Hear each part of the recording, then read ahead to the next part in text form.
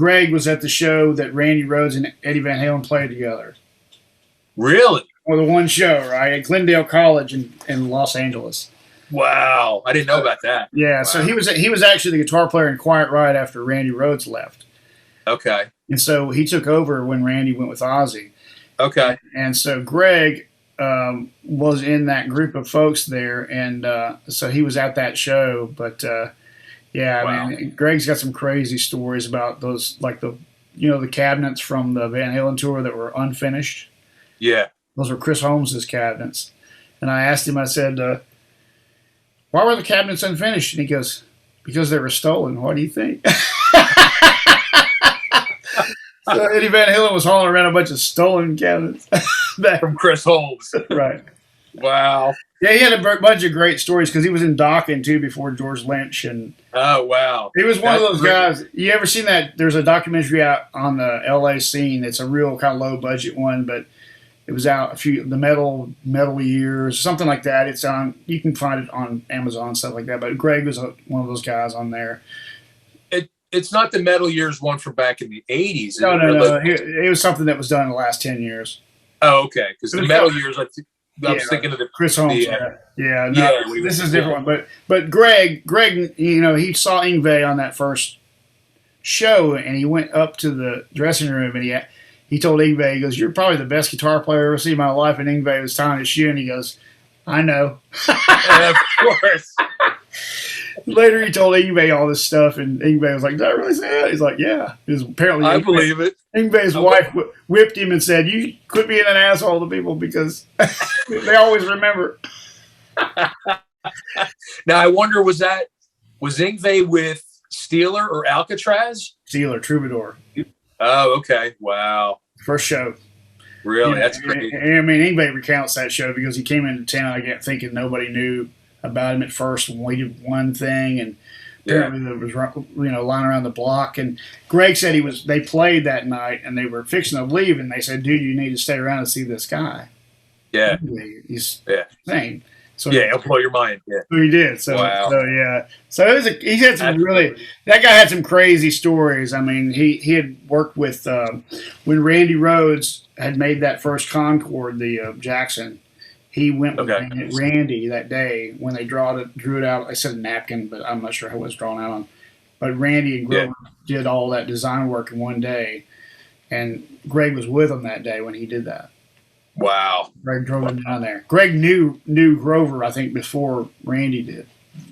So Randy and were pretty tight, and so he had a lot of good Randy stories, and we went through those too, and some crazy. I'll have to tell Matt. The guitar player, Matt Stanley, who's in my Ozzy band, I'll have to tell him to look up that episode. Yeah, look it up. Because being a Randy guy, and he's an Eddie guy too. He's in. I don't know if you've ever heard of Van Halen Nation, but he's the guitar player in Van Halen Nation. That's the Van Halen tribute from around here. So we share. Matt is in the Land of Oz with us. Eddie does the Van Halen Nation. They're great too. I mean, I'm friends, but there's a few Van Halen bands in the area around here, tribute bands. I think there's one called Completely Unchained. Mm-hmm. But the other one, Romeo Delight. Like, I'm friends with the guys in Romeo Delight and Van Halen Nation, and they're all good guys. And of course, they're in competition with each other because they're both local. But they're all good guys. And but Matt is. Like, he's in our Land of Oz band, he's in Van Halen Nation, and then he does Live Evil, which is a Dio Sabbath show, which our Ozzy singer does a Dio show too. He does both, and so Matt, he's in demand. Like, bands are always looking to try to get him to join their band. And he's like, he's a young kid. He's like 20, 21, 22, and he's going to want to see that Randy episode. I'm going to have to. It's episode 6, Greg Leon. Okay. Yeah, and there's a second part to it. That's the part that we get into more of the Randy stuff. We might have got into it in the first one, but that's a great one no matter what, because it's all about Quiet Riot and Van Halen and all of that. Yeah, and that's cool. Yeah, it's early days, 77. This is back, and I actually met a guy online, like I met you, right? We were just talking, and he was I didn't know he was a young kid. He like 20, 21. Yeah. and Colin is his name. And he has one of the original Van Halen heads, the white ones that they had back in the club days. He now owns one of them. And what is it again? It's one of the Van Halen's, one of his white heads he had, Marshall heads he had back in the early days. Oh, the head. Okay, all right. Yeah, so he has a Marshall head that used to be Eddie's on back in the day. And I was talking to him about that, and I find out he's 21. And then he turns me on to Greg, because Greg fixed his head, that head. Yeah. And so Colin apparently is a big trader and seller of stuff online, and he's apparently been able to do really good with it. So I've been trying to get him on with his head just to show it, and talk about it. Yeah. Yeah, it's pretty cool. That's cool, man. Van Halen history, yeah. So it's funny how that happens. I just met this little guy, and he was really cool, and he turned me on to Greg Leon, who's this sort of legend out in L.A. This guy's been around forever, was in all those, threads through all those L.A. guys. George Lynch and all those guys too. And eventually, I'll probably have George Lynch on here if I can get him on. I mean, I'm working my way to that. But I've met him a few times, and I used to be a dealer for ESP when I worked in the music business and retail. So I used to be a lot through them, but he's got a lot of history. That's cool. Van Halen history that he could uncover and talk about because he was hanging with Eddie back then, and those guys were pretty much neck and neck with Randy out there, and that's how Greg talked about it too. Is that there were three guys, and those are three guys. I've heard that too. I've heard that, and rightfully so. I mean, and George, Lynch. I mean, like you hear stories about even people that saw the three of them, and some people, are just like, well, to them, George was the best guy out of the three. I mean, like I guess it just depends on your taste or the style that you like. You know what I mean? They're very similar, but George has George is very seems very fiery and very I mean, I just think what's that? Eddie's very smooth. Where George was, I always said George was like he was about to fall off a mountain. That kind of that vibe. Like he was really hanging it out there. And he was improvising a lot. And Eddie improvised a good bit live, but George almost is always improvising. I mean, he's totally doing that. And I'm speaking from a drummer because I don't know a lot of the technical aspects of what these guys are doing versus just me just looking at him as a drummer who loves guitar and being just like, wow. I mean, Lynch, I love Tooth and Nail's like my favorite Dokken record. And I grew up on just because it's just heavy and it's in your face and, Under Lock and Key is good. And I love that record too, but you definitely got more polished, but the songs are, amazing on that record. But for me, Tooth and Nail, to go from Breaking the Chains to Tooth and Nail, it's like, whoa, wow. You know what I mean? Because Breaking the Chains was a little, it's a decent record but it's very tame compared to Tooth and Nail. It was like all of a sudden the guitars were turned up and, it's just more metallic sounding. I remember when when I first saw Van Halen on Don Kirshner's rock concert, and then MTV came out right on the heels of that, which was coming out. We all didn't have it yet. Right. But when I saw Eddie Van Halen, I thought, God, there's got to be somebody else like this guy. And there's got to be some other guys like this because I love this dude. And I just want more of that, And George Lynch was the next guy. And I was like, wow, this guy, I like this guy. And the next thing he's, all these years later, it's like they're the guys, They were just all right there together. Well, you had George Lynch, and that was, I guess you figure Breaking the Chains was 82, 83, and 82. It was Tooth and Nail 84. Yep. Or was it 85? 84. So then you had Rat coming along with Warren right around, the EP, which I love the EP and the first record. Mm-hmm. Same thing. Like here's this other guy coming out that's got these chops, you know what I mean, and playing in that sort of style, and I guess he was like the next. Yeah, I loved all those guys. I loved him and Jakey Lee and I saw him live. I was like right up against the barrier when they came through for Bark at the Moon, man. And I was like, oh wow. I was like, dude, I don't know how. I mean, Randy Rhoads must have been killer because this guy's killer. I mean, they were. I told Jake Lee when I met him, I said, dude, you blew my freaking mind, bro. I mean, you just kicked ass. And from what Matt, our guitar player, tells me, he says some of the Jake solos are harder to play than some of the Randy solos. He's like, there's a couple of Jake solos where he's like, fuck, like, how the hell? Like his fingers are like this. He's like, how the hell am I going to stretch? I know, man. Like on the Bark of the Moon, there's a bunch of that are just insane, that are just unhuman. Yeah, that's why we do Bark at the Moon as like one of our encore songs, because he needs to be way warmed up before he can do that song. Right. It's like, we're never doing that first. Right. It gets in your head if you're not in the, you know how that is. If you're not in the right headspace, aren't you? And, what's the hardest one for you to play in the Ozzy tribute? Hardest song? Yeah. Well, that's a tough one because they're all hard.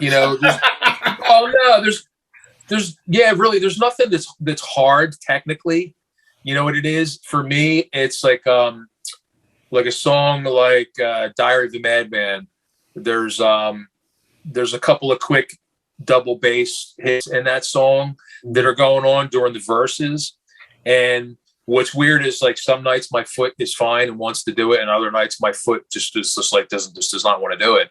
And I'm like, damn, like, why can't I get the feel of this? Because I'm a single bass player. I don't have a double pedal. I haven't played double bass in like 25 years.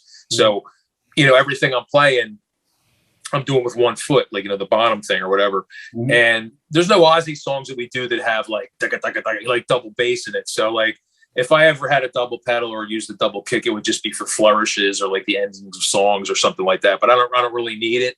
Mm-hmm. Lee Kerslake, most of the stuff we do is the first two Ozzy records anyway. Pretty much we do almost every single song. And Lee Kerslake was a single bass single bass drummer, I should say. Right.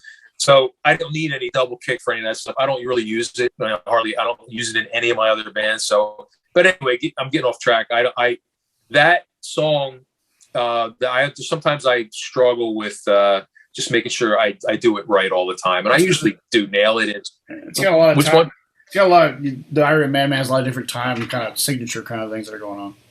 Yeah, and that's not like, I'm fine with that, because I do like Rush and other stuff, and like some of my other bands that I fill in with, like local cover bands, which I for the most part can do. I'm not saying I do it perfect, but it's not. Yeah, that stuff's a lot more challenging than any of the Ozzy stuff. You know what I mean? It's just because it's Neil, So, and I'm playing Neil on a kit that's a lot smaller than Neil's kit. So, but the Ozzy stuff, there's really not anything that like I like when it comes up in this set, I'm dreading it, where I'm like, oh man, I gotta play this fucking song. You know what I mean? But I love playing like Sato, S-A-T-O off of Diary. That's kind of got like an Iron Maiden sort of thing going on. Mm-hmm. And I love playing Bark. Over the Mountains, cool. Everybody's like, the intro, everybody loves that drum intro. So that's fun. Right.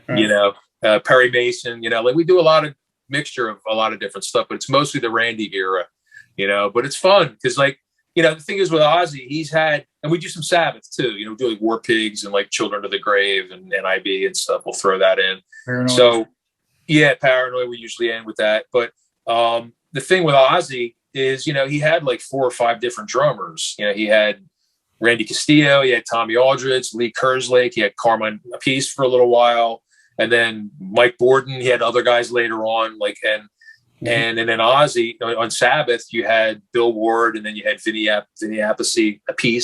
Does Ronnie Carmine says Carmine Appice, and then Vinny says Vinny Appice. Like they both they pronounce their last name different. It's funny. I don't know if that's an inside joke, because Dio used to go Vinny Appice, all right, Vinny, and so I'm like, how do I pronounce this guy's last name? But so getting back to like some of these songs, like a song like War Pigs, I've heard like 6 different drummers play in the song. So I usually will refer to like the Bill Ward. I'll mix in some Tommy Aldridge stuff here and there or whatever, and a little bit of my own thing. But I try to stick to at least the basic arrangement and the fills that are like the iconic fills that everybody wants to hear, or drummers want to hear or whatever. Sure.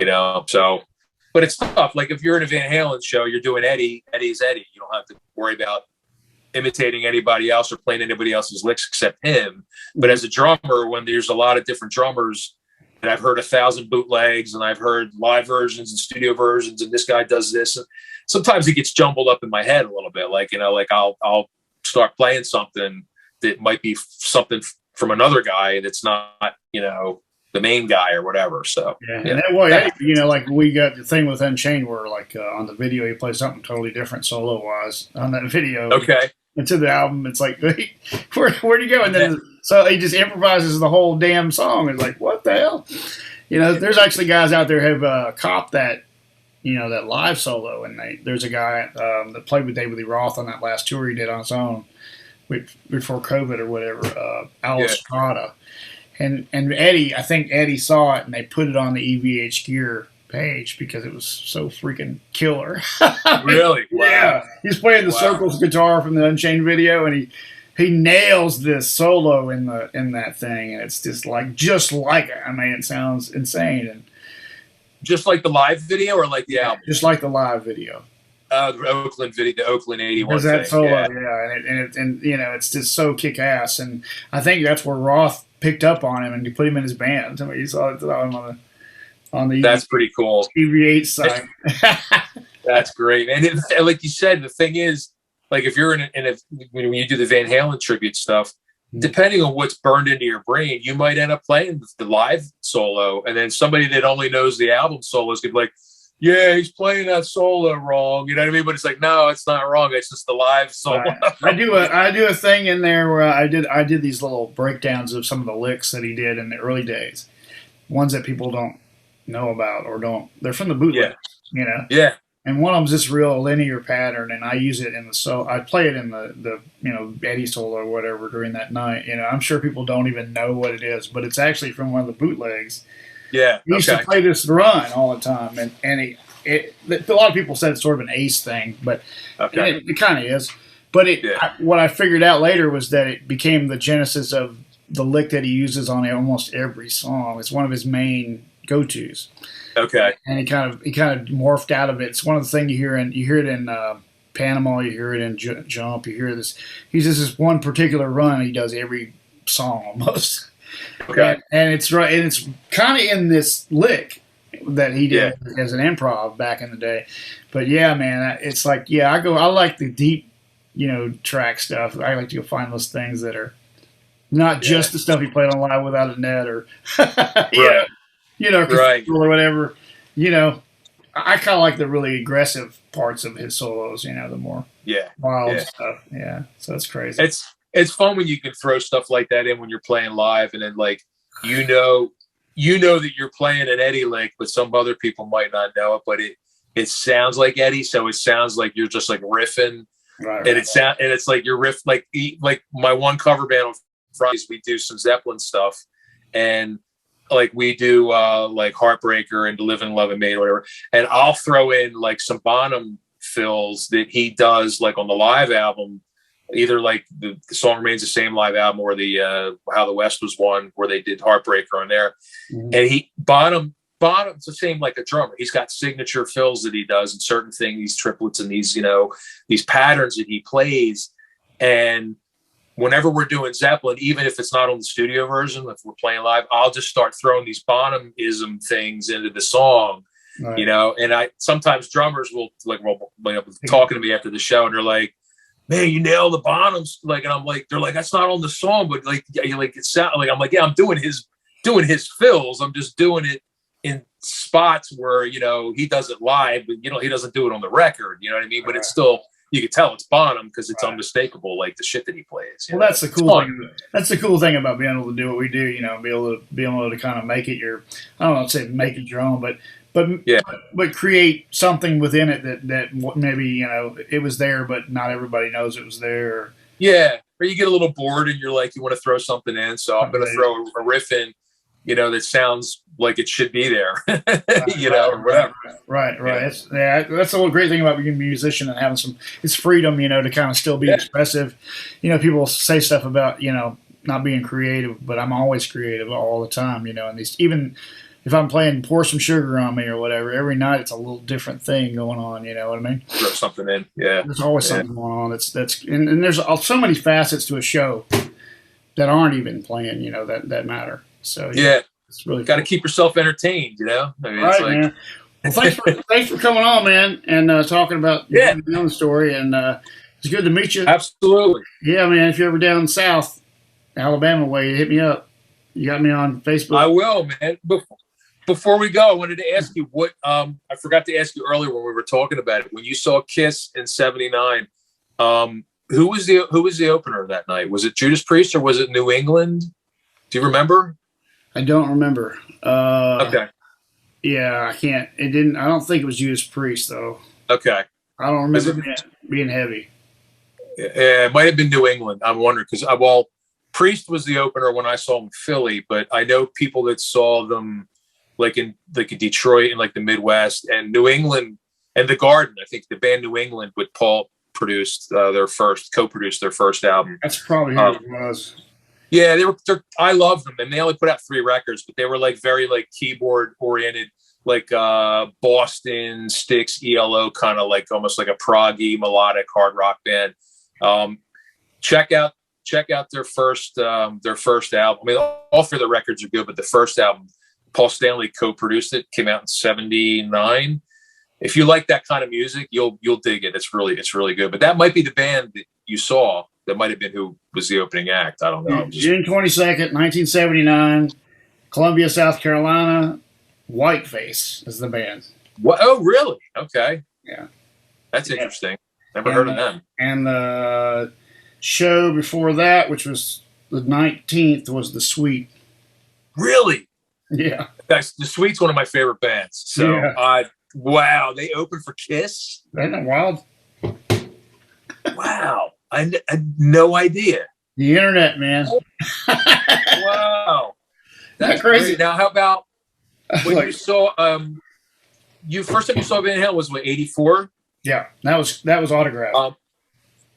Autograph. I couldn't go to that show in Philly. I was so devastated, man. I was 14. I must have freaking cried my eyes out or trashed my bedroom. I don't know what I did, but I was devastated because I saw them on Diver Down, and then they came around for 84. And when 84 happened, my father's connection, I don't know what happened, but he couldn't take me.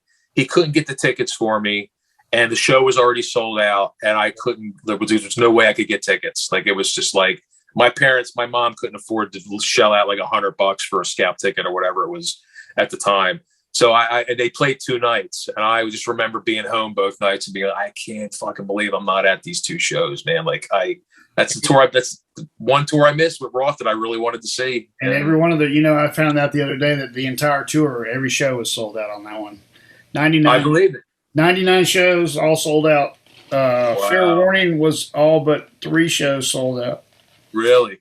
Yeah. I wonder if how Diver Down did, because I knew they did 2 nights in Philly. I think I think they're pretty much all their tours from '81 on, to 84 anyway, probably all sold out. Because like you were saying, they were doing multiple nights in the bigger cities. 2 and 3, like you said, right. The Spectrum in '81 was 3, right? You said. Yeah, and it's funny. I can't remember. We were talking the whole. It's funny because the whole subject of this podcast was sparked from Damon saying he couldn't remember who the opening act was and didn't care. And I can't remember who opened up. It was either 81 or 82, one of those 2 years. It was a band called After the Fire, which I heard of that. Yeah, they did this song, Der Kommissar. Yeah. Well, Falco did the German version, and this band After the Fire did the American version with American lyrics. Yeah, I remember that. So, yeah, and it was like their one hit, and they were like the opening act for, I'm pretty sure it was Fair Warning, but it might have been Diver Down. And there was another band, I just don't remember who they were. It was the other, but Autograph is probably one of the more well-known bands that done the opening slots for them during the initial Roth years. Really, I should get Steve Lynch on and talk to him about that. But he has talked about a little bit about how that. I don't think they were signed yet when they got. Oh, really? Yeah, I mean, and they were friends with Roth, and that's how they pulled him on. And they didn't. It's kind of like your dad's situation. It was like just one day they were, doing this, and the next day they were on tour with Van Halen. Tour.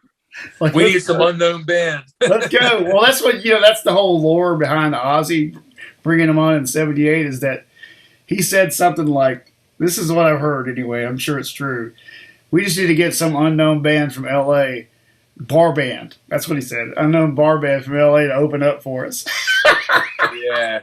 Surprise. Right? Oh my God, man. That's so funny because my buddy Mike Simmons, he works at Blackbird Studios in Nashville. Yeah. And he went to the 78 show in Nashville. And he didn't know Van Halen hardly at all. He was going for Black Sabbath. And he ended up front row, right?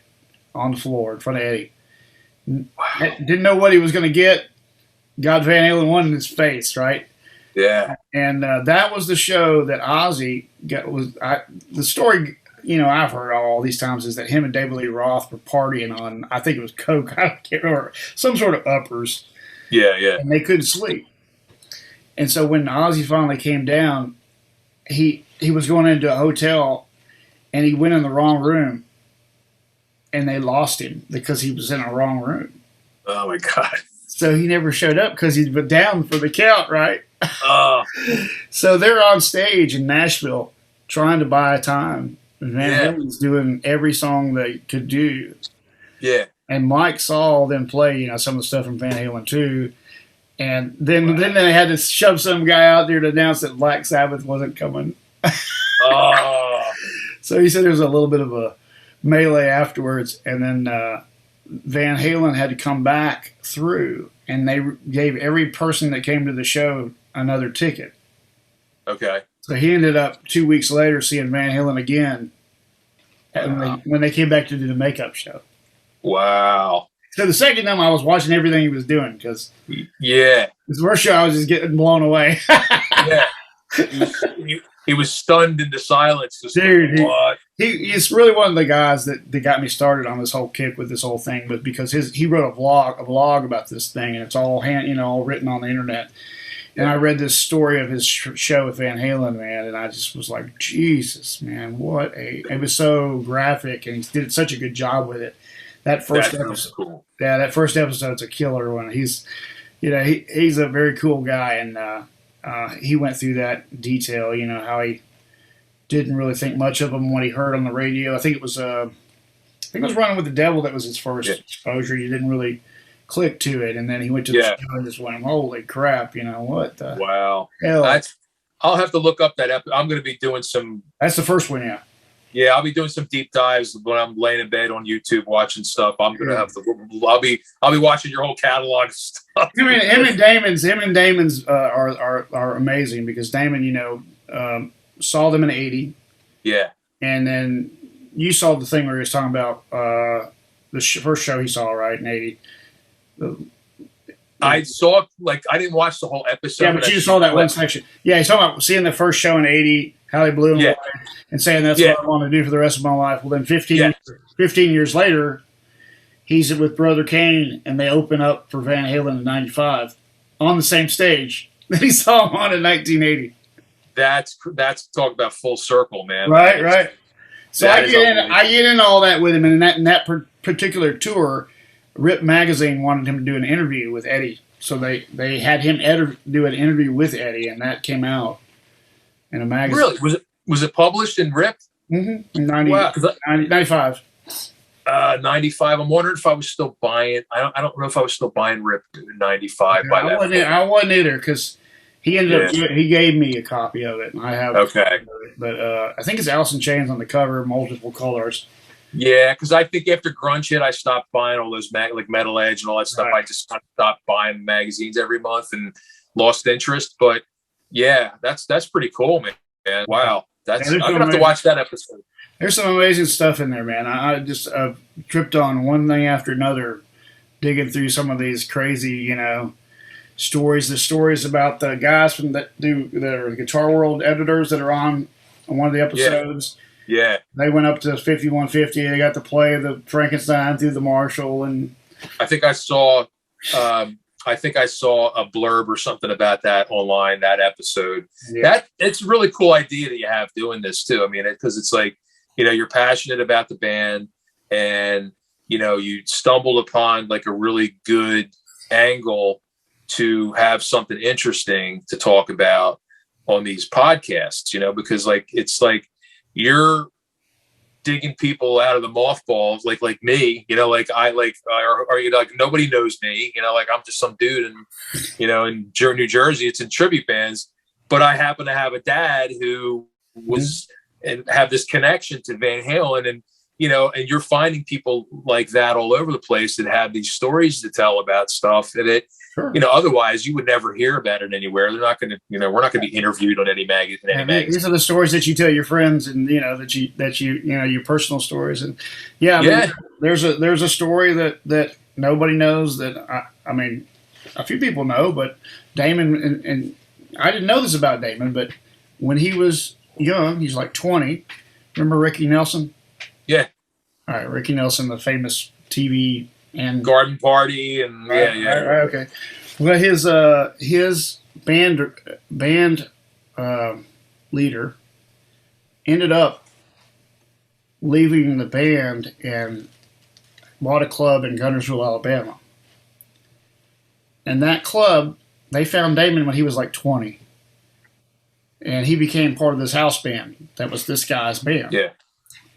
Well, when Ricky Nelson was traveling from Florida to, I think it was LA, he stopped there, flew in on his plane, landed there, did a show, and Damon was like his little what do you call this, runner, right? Yeah, like a gopher. Yeah. You're like, go get him at the airport, bring him here, take him back. Yeah. So they take him, you know, he comes and plays the show. They take him back to the airport, and they're getting on the plane, and Damon's there with one of my other friends who's a drummer. Yeah. And they were young, you know, they're a little older than me.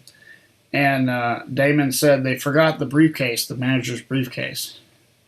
And it was like in the hangar or whatever, and Damon grabbed it, and he ran out to the plane. They lowered the door on the plane. He got on the plane and gave it to him, got off the plane. And that plane left. That's when he got killed. Really? Damon was the last person to see those guys alive.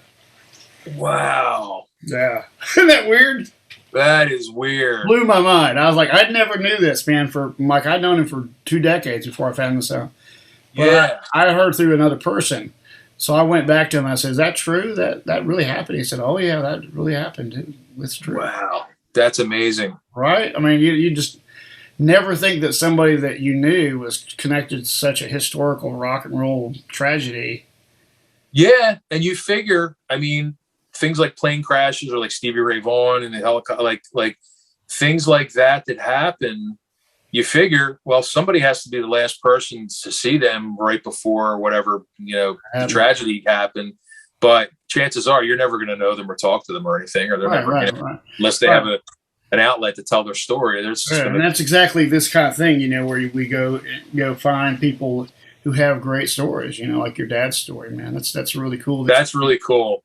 Yeah, and you know, it's cool that you can, you know, I was able to find you there in the comments. We were able to hook up. Yeah, that was I when I commented, I was like, because I laughed because when David said, you know, he doesn't remember who the opening band was. I don't care. And I was like, oh, this is great. I'm just gonna, you know, just say, well, it was my dad.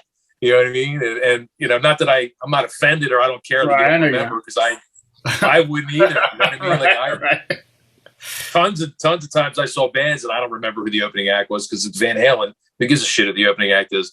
You know what I mean? But it's funny because I've seen some Van Halen groups on Facebook where they're, you know, fan groups, and all of a sudden somebody will put a question up like, when did you see Van Halen for the first time and who was the opening act? And like, there was a lot of people that said 1980 and the band was Cats. Oh, yeah. You know, and I would I chimed in. Some of them were like, oh, they sucked, you know, and other people, like, they were actually, I liked them, you know, they were like, you know, like the Cars or whatever, you know, like that kind of thing. And so a couple times I would comment, I was just like, well, my dad was the drummer of that band, you know what I mean? And here's a link to a YouTube video if you want to see, that's cool. Hear what they were like. You should send me a video, because I looked, and I got some band. I don't think it was your dad's band, man. Yeah, I'll send you. Send me something. There's some links. My brother put some links to some songs off the album, and I'll put. And I did a tribute to my father when my father passed away in 2007. I did a YouTube tribute to him with like some still like photo montage of him with one of the Cats songs as a background music. So I'll send you some links to some of that stuff. Yeah. I may stick that in as part of it, if you don't mind.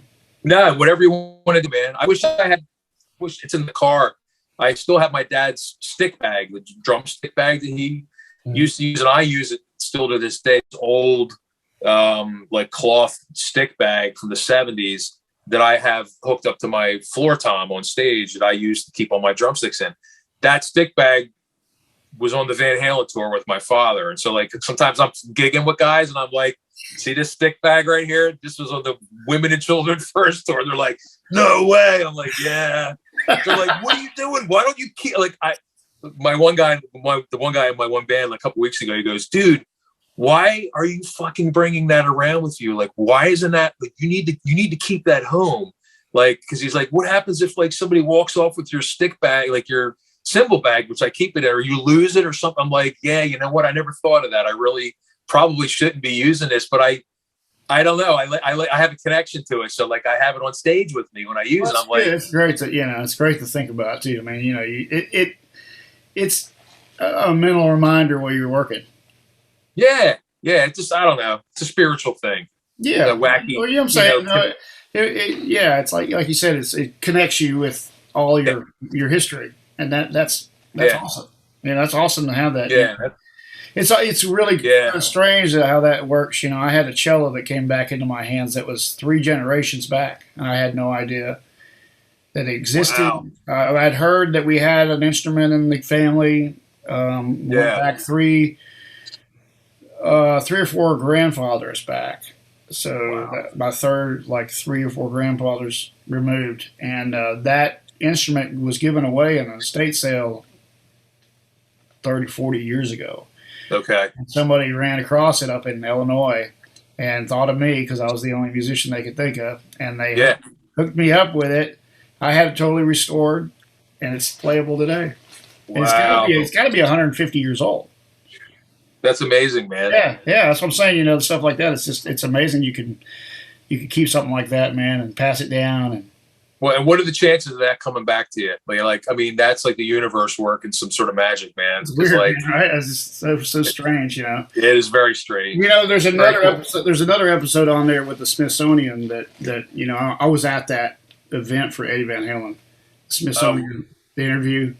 Okay. Yeah, I went to that, and there was some really weird things with that. That was one of those things that was ticketed. It was free to get in. But it come up on Van Halen news desk, and I try to find it. I couldn't find it anywhere, and finally found it. I got a couple tickets. My wife didn't end up going. I ended up having a spare ticket, and I get a message right before I'm going, and I've already bought a plane ticket to fly to DC. Right. And they're like, we can't honor your ticket. I'm like, what? What the hell? And then right behind it was another message saying, yeah, but we can. Oh man! So I ended up at that thing, and then I met a guy in line there, Vince, who is on that. We did an episode together, also. Yeah. He was in line with me that day, and he spent some time with Eddie up at 5150, and Eddie gave him a guitar, and there's a whole story behind that. And his son, I just put one up about his son. His son was supposed to go out to LA with him, but his niece, somebody took him to space camp instead, and Vince didn't know he was going to be able to go to 5150, but he had met Eddie a couple of times, and he thought maybe, but his son went to space camp instead of going with him, so his son missed his opportunity to hang out with Eddie Van Halen. Oh man! because of space camp. So Eddie asked him why his son's not there, and he goes, "Well, he went to space camp." He goes, "What?" He goes, "Give me your phone." So he calls his son up and leaves him a message. He goes, he said band camp. I heard you went to band camp. Hope you're having a good time. Oh my God. Well, at least he got a voicemail out of it. His son thought it was his dad, but it wasn't his dad. It was Eddie Van Halen. Oh my God. That's killer, man. Yeah. So and I met another girl there at that thing. She was a friend of a friend from Nashville. I had videotaped the meet and greet afterwards, and she's in it.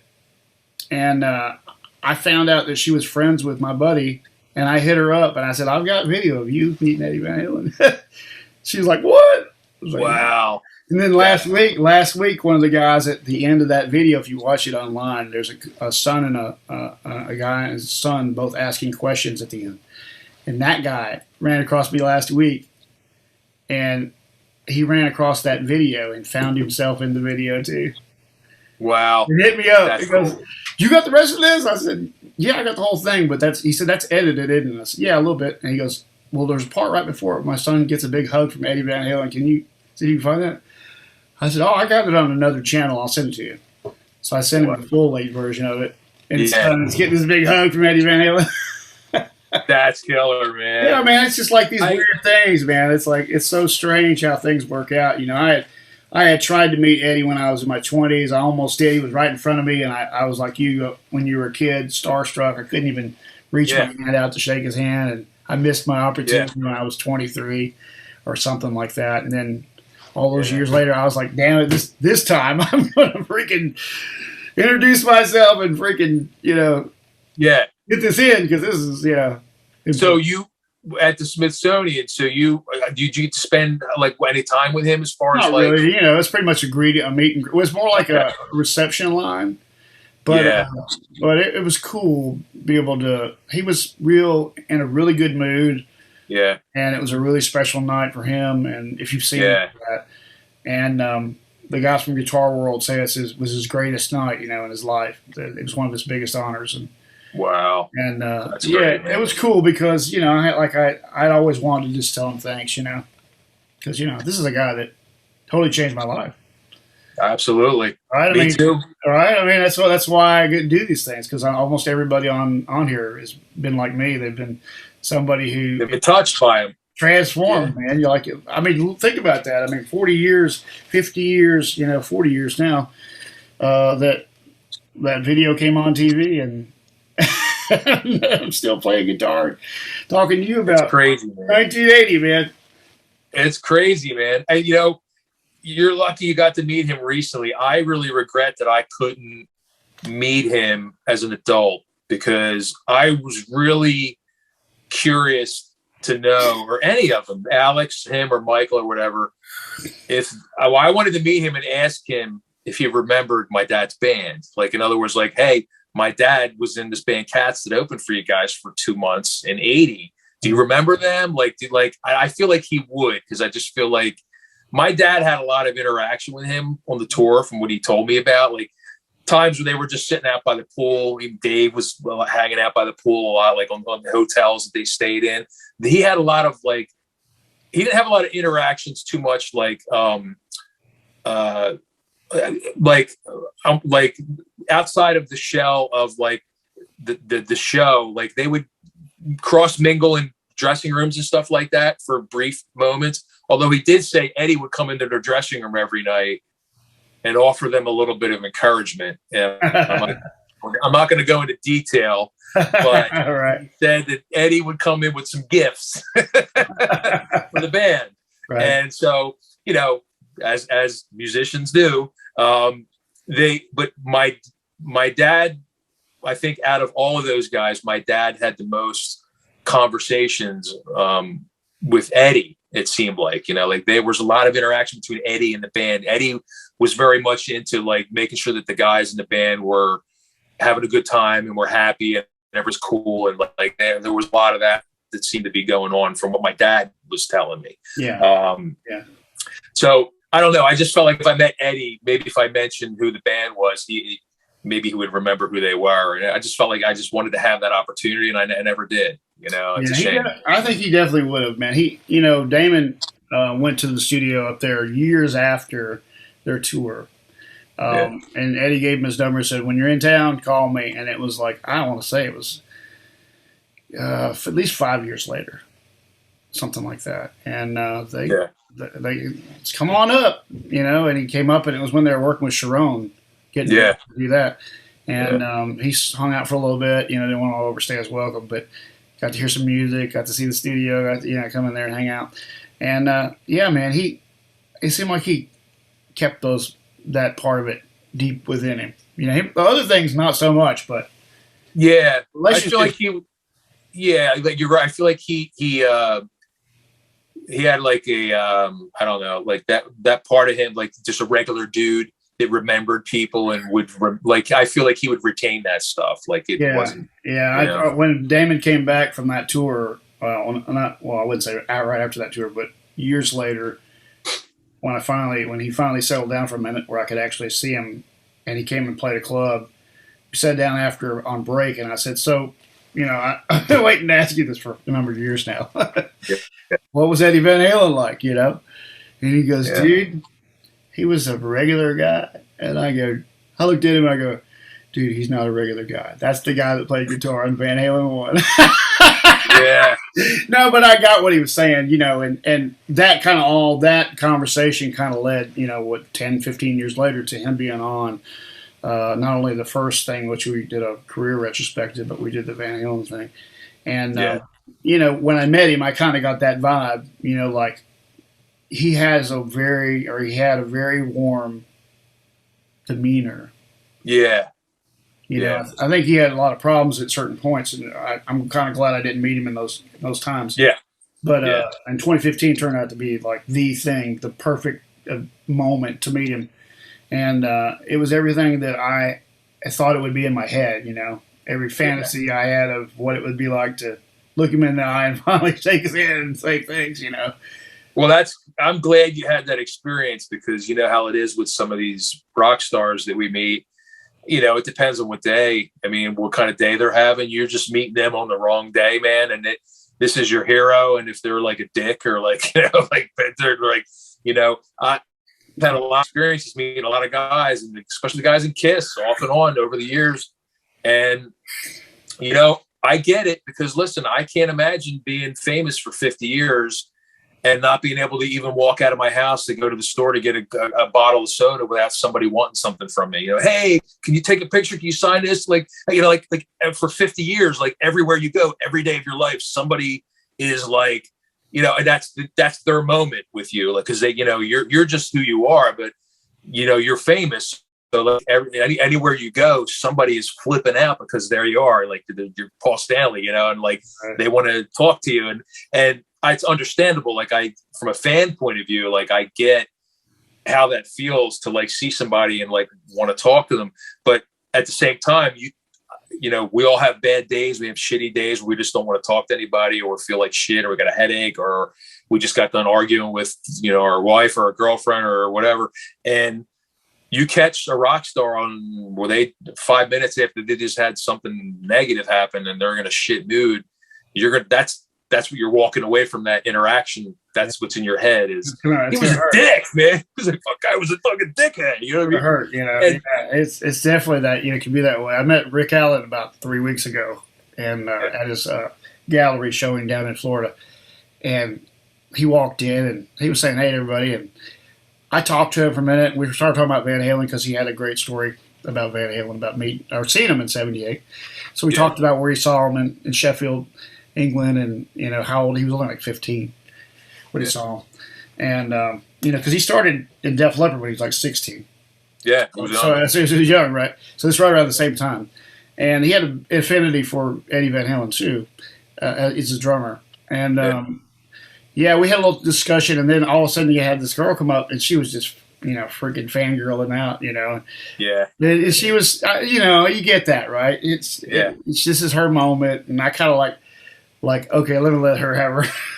Yeah. You know what I mean? Yeah. This is her moment, right? And I've been there, and I've met a ton of people, so I didn't really need to be in her moment. So, but I could see his response was like, oh boy, here we go. This is the kind of thing he deals with constantly. And he's just a drummer. Right. Imagine being Joe Elliott. Right. So it's I talked to both of the guys from Steve Rosen, who was one of the guys who interviewed Eddie for 20 years, and also the Guitar guys, Brad Tolinsky and Chris Gill. Yeah. They both had varying opinions about how he was sheltered at his home. Because there would be people that would say, well, he took me here. When he took me here, he got mobbed, and he'd tell me how this has happened to him all the time. And, this is the kind of life he lives, and, these kind of things. So I think he was kind of like, the way they explained it to me was that when he was in a situation where he was relaxed and it wasn't forced, he was good. Yeah. Could be himself. Yeah. Yeah. And he liked that kind of real connection, which is what your dad had with him. You know what I'm saying? Yeah. Yeah, because my dad wasn't geeking out as a fan. Like, my dad appreciated them and liked them. Right. But, they weren't like a meaningful band to him like they were to me, because that was my generation. He would have been geeking out if he was on the road with, like, Paul McCartney, you know what I mean, or whatever. Sure. But so he could talk to Eddie as a peer. Like, to him, Eddie Van Halen was just this young, hot guitar player in this hot band.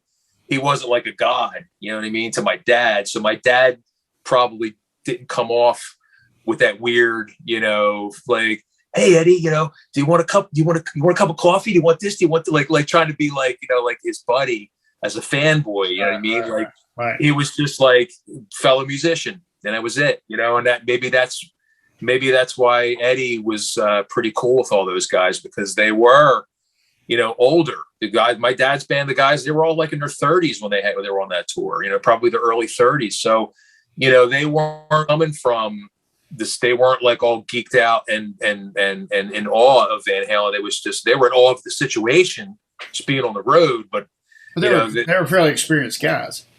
They were experienced guys, and this was their big break. And I think they were hoping it was going to turn into something. And unfortunately, it didn't, because after the tour, the band had a lot of internal conflicts and things happening, and then the label was going to put out another record for them, I think, and then it didn't happen. And this all happened right before MTV too, which is a shame, because I think if they hung in there another couple of years, they could have gotten some videos and maybe something could have happened. You know what I mean? You had a video on MTV, and it was any good at all, you were going to be. Yeah, and in 81 and 82, when MTV was first on the air, they were so starved for videos that if a new band put a video out, they would have played it, so they might have gotten some exposure. But they came off of that tour in September, and in October they opened for Blue Oyster Cult at the Spectrum, which was just a one-off gig, and that was like the last hurrah for them. And they were broken up probably within a few months after that. So imagine going from playing your hometown at the Spectrum with Blue Oyster Cult, this big hometown gig. He just got off the Van Halen tour, and like 2 months later, the freaking band is done. It's like, my dad was bitter, like he was like, like he had a lot of disappointment and I think bitterness over it. Did it just, you got a taste of what could have been, and it was so close. They were like, I mean, the brass ring was like right there to grab, and they just couldn't close the deal after doing a tour.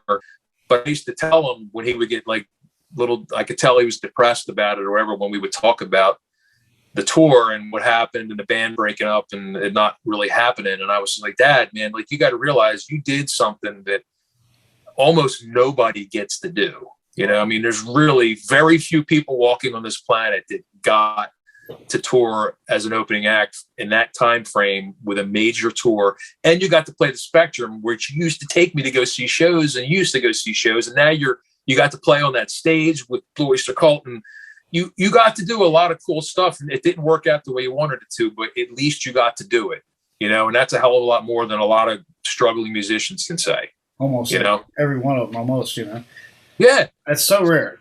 There's just, it's all about timing, place, and, he got to experience something you and I probably never get to experience, but.